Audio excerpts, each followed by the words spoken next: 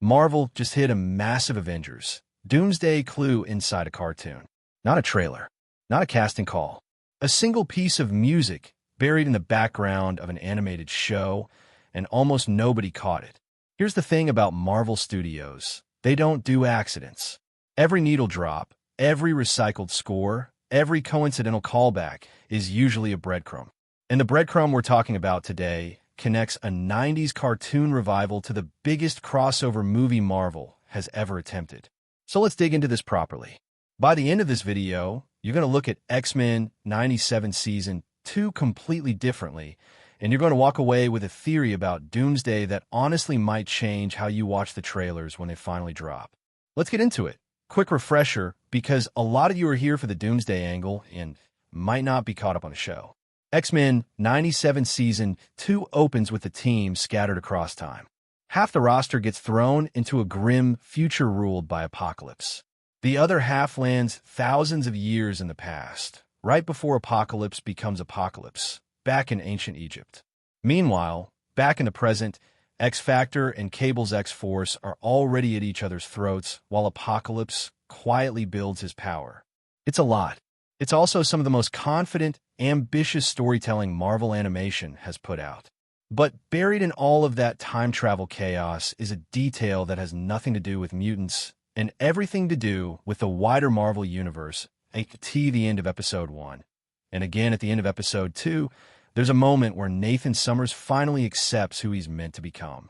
He stops running from it. He becomes Cable. And in that exact moment, composer Natalie Holt's track, Purpose is Glorious, plays underneath the scene. If that title sounds familiar, it should. That's the same piece of music from the ending of Loki Season 2, the moment Loki accepts his new role holding the entire multiverse together. Same swelling strings, same thematic weight, same emotional shape. A character stepping into a burden they didn't ask for in order to protect the people and timelines they care about. Now, could that be a coincidence? Sure, theoretically. Composers reuse musical language all the time. But Marvel Studios has a track record of using score placement as a deliberate signal to attentive viewers, not just a mood setter. And this isn't the only spot in the season where that pattern shows up. Here's where the research actually pays off, because this part wasn't in most of the original coverage.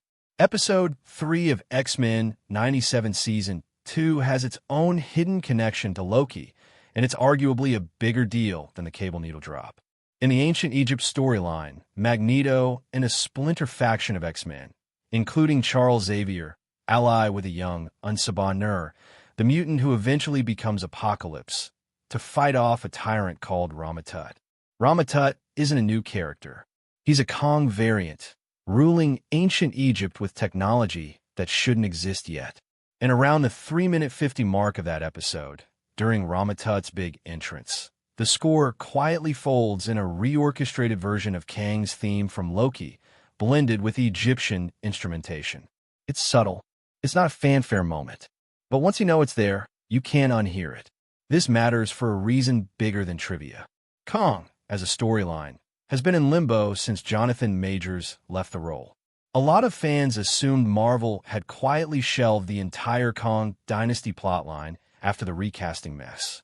This is the first real evidence that Kong variants are still very much alive in Marvel's plans, just moving through animation instead of live action for now. Ramatut being positioned as a major architect behind Apocalypse's rise suggests Kang's fingerprints on the multiverse go back further than anyone assumed. So in the span of 3 episodes, X-Men 97 has tied itself musically to Loki twice, once through Cable's arc, once through a Kong variant. That's not decoration. That's connective tissue. Quick detour, because this actually strengthens the theory instead of weakening it. Natalie Holt built the Loki Season 2 score around the idea of a character being called toward a new purpose, and she deliberately carried musical threads from Season 1 into Season 2 rather than starting fresh. Meanwhile, the Newton brothers, who score X-Men 97, made a similar choice. They kept the DNA of the original 90s synth theme alive while building something new around it. 2 different composer teams on 2 different shows, both build around the philosophy of honor what came before, then build forward. When you get two teams working that way, and their material still overlaps this cleanly, it stops looking like coincidence and starts looking like a shared Bible from Marvel's music department. Somebody upstairs is coordinating this on purpose. Here's where this stops being a fun Easter egg thread and starts being a real theory about a 9-figure movie. Avengers. Doomsday is currently locked in for December 18th, 2026, directed by the Russo brothers, and it's shaping up to be the biggest crossover event since Endgame. The confirmed setup. Heroes from 3 separate universes collide. The Avengers and their allies from Earth, 616. The Fantastic Four from their own separate reality. And the original X-Men, from a universe apart from the main MCU timeline, facing down Robert Downey Jr.'s Doctor Doom. That last group is the interesting one.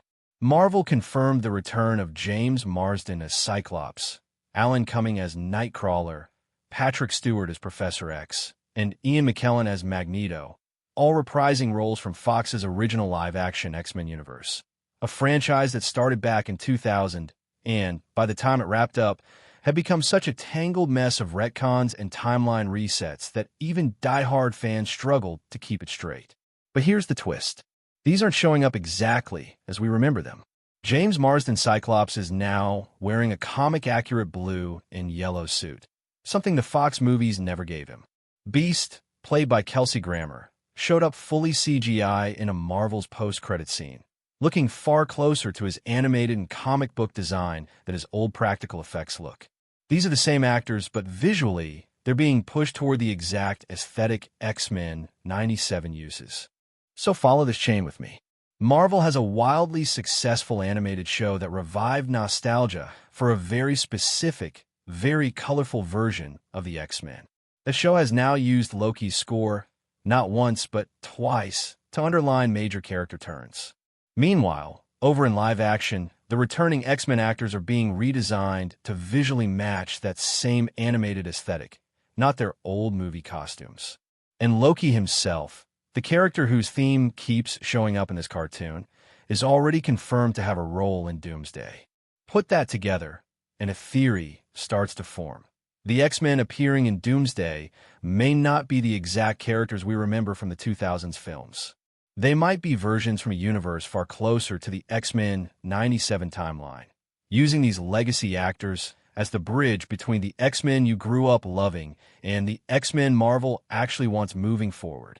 It's a smart move if true. Instead of untangling 20-plus years of contradictory Fox continuity, Marvel gets to lean on actor nostalgia while quietly resetting the characters to match the version of the X-Men that's currently winning over both longtime fans and brand-new viewers. And it sets up a cleaner path toward Marvel eventually introducing its own native Earth, 616 X-Men, once the current saga wraps up. Now, to be fair to the skeptics, and you should always hear the skeptics, shared composers reusing musical motifs isn't unheard of, and Marvel has done vaguer nostalgia plays before that didn't turn into full canon reveals. It's possible this is just clever scoring meant to reward attentive fans without carrying any larger multiversal weight. Marvel has also been known to redesign costumes purely for merchandising reasons, separate from any deeper story logic.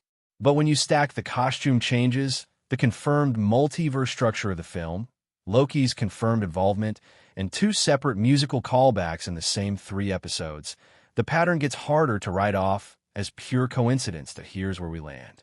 X-Men 97 Season 2 might be doing double duty, telling its own excellent time travel story, while quietly training mainstream audiences to accept a new, more comic-accurate version of the X-Men ahead of their live-action return.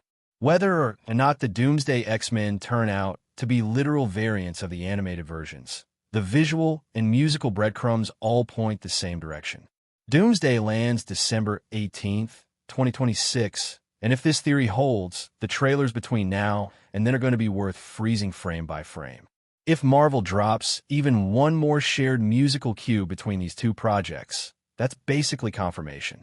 If you want the deep dive on the costume redesigns specifically, or a full breakdown of every Kong variant theory currently floating around, let me know in the comments, and I'll build the next video around whichever one wins. Subscribe if you want to be here when the actual trailer breaks this theory wide open. because knowing Marvel, it's coming sooner than we think. I'll see you in the next one.